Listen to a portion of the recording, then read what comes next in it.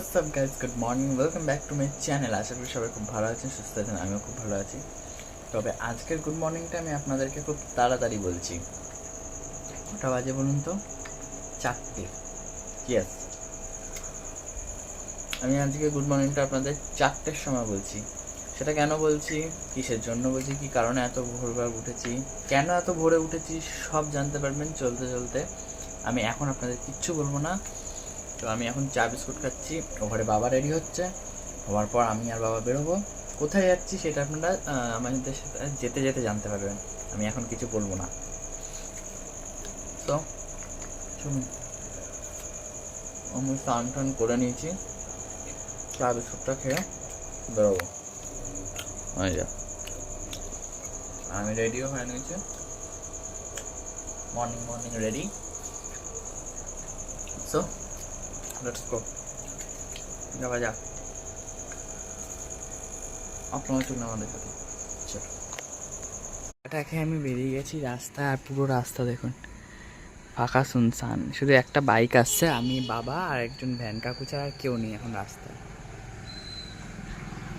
দেখুন এখন 4:14 মতো বাজে। চলুন, হেঁটে চলো, হাঁটতে থাকো, কারণ হেঁটে যাওয়া ছাড়া কোনো উপায় নেই, কারণ টোটো নেই, ভ্যান তো গেল না, গোটা রাস্তা ফাঁকা। চলুন, এরপর আমি টোটো পেয়ে গেছিলাম, আর দেখতে পাচ্ছি আমি টোটো করে বেরিয়ে গেছিলাম। আর সেদিনকে প্রচুর বৃষ্টি হয়েছিল, মানে সেদিনকে বলছি কালকে, না ভোর থেকে বৃষ্টি হয়ে গেছিলো। আমি তো বেরিয়েছিলাম কটা হবে তখন, 4টের দিকে, 4:30 দিকে, কিন্তু তার আগে বৃষ্টিটা হয়ে মানে থেমেও গেছিলো। থ্যাঙ্ক গড যে থেমে গেছিলো, যদি বৃষ্টি চলতো আসতে প্রচুর মুশকিল হতো। তো বৃষ্টি থেমে গেছিলো, আর সারা রাস্তার মধ্যে কুকুর আর ইঁদুর ছাড়া সেই মুহূর্তে কেউ ছিল না। যাই হোক, একটা টোটো পেয়ে গেছিলাম, টোটোটা ধরে স্টেশনে গেলাম। আমাদের 5:52 যে ট্রেনটা সেইটা ছিল, 5:52 ট্রেন, না 5:52 না, সরি 4:05 ফার্স্ট ট্রেন যেটা হয় সেইটা ছিল। তো তারপরে আমি ট্রেন পেয়ে গেছিলাম, আমার ট্রেনে উঠে বসেও গেছিলাম। দেখুন পুরো ট্রেনটা ফাঁকা ছিল, একটা লোক ছিল না। এই যে আমার বাবা আর আমি শুধু বসেছিলাম ট্রেনের মধ্যে। অন্ধকারটা দেখেছেন ওখানে না, যেহেতু কৌশিক অমাবস্যা, ওই তারাপীঠে মানে তারা মা পুজো হবে, ওই জন্য তারাপীঠে মন্দিরটা ওরকম সাজিয়েছিল। আর আমি যে আজকে এই ব্লু কালারের টি শার্টটা পরে গেছিলাম। So let's go.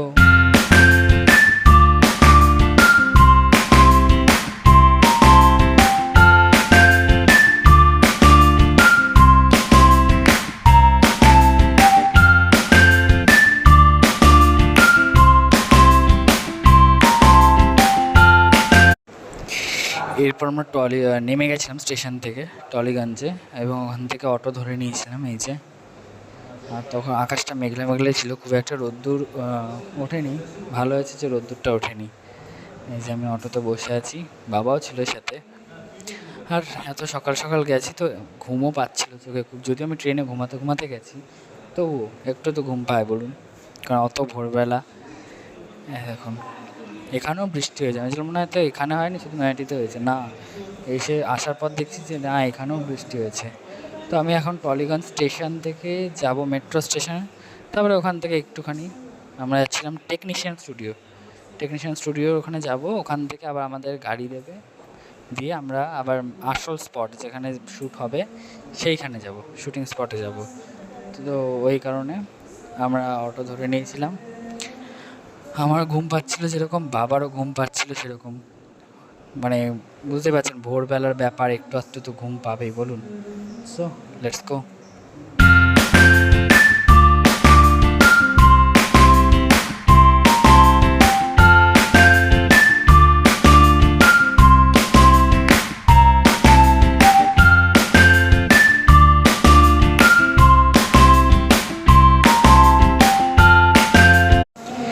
আমাদের ওখান থেকে এই যে বাস দিয়েছিল, কারণ আমরা একজন নয়, আমরা অনেকজন ছিলাম, প্রায় 10-12 জনের মতন ছিলাম।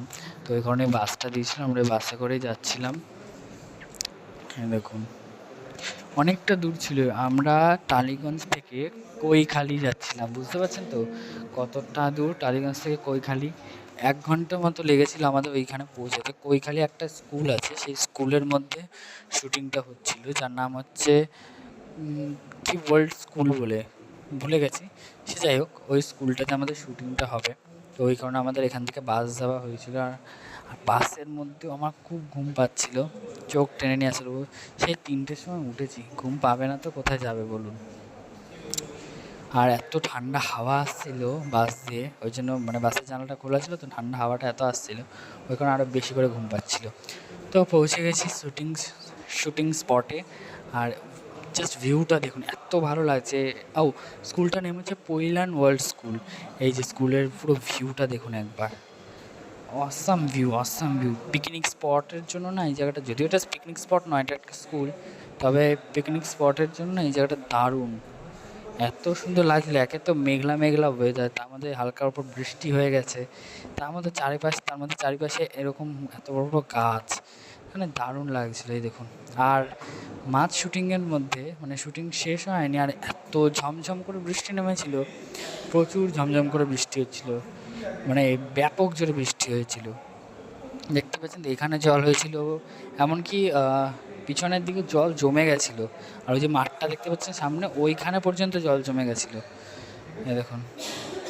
আর এখানে আমি ওয়েট করছি কখন বৃষ্টি থামবে, তারপর আমাদের শুটিং শুরু হবে। এই যে আমি, ওই এখানে একটা দাদা বসে আছে, আর এই একটা দিদি, আর আমরা এখানে ওয়েট করছি শুধু।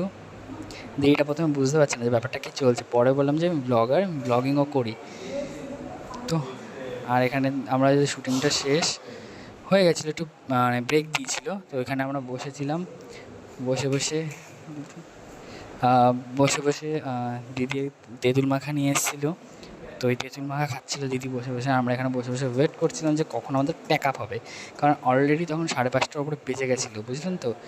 এই যে আমি রেডি হয়ে এখানে বসে আছি, বাইরে তখন অবধি বৃষ্টি পড়ছে, এবং বৃষ্টির পরেও ওই পড়তেও মানে মেইন যে হিরো হিরোইন তাদেরও শ্যুট হচ্ছিলো।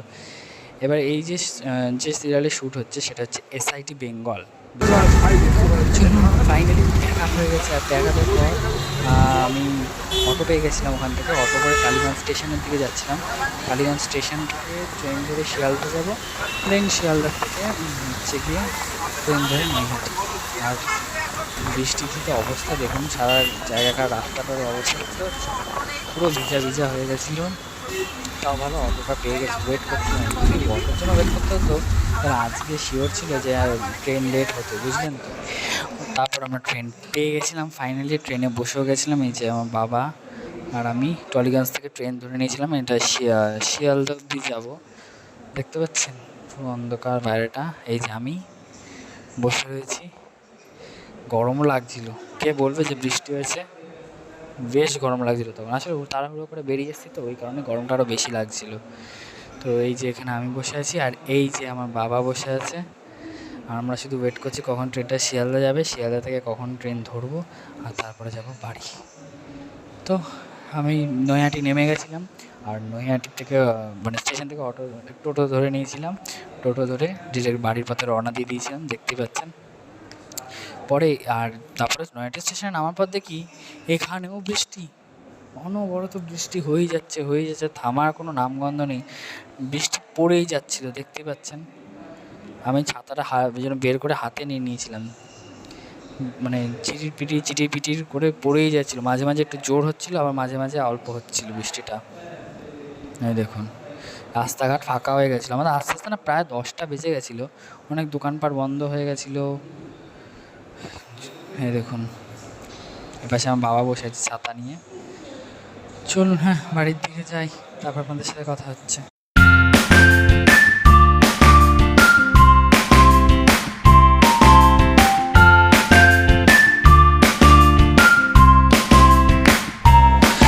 আমি বাড়িতে পৌঁছে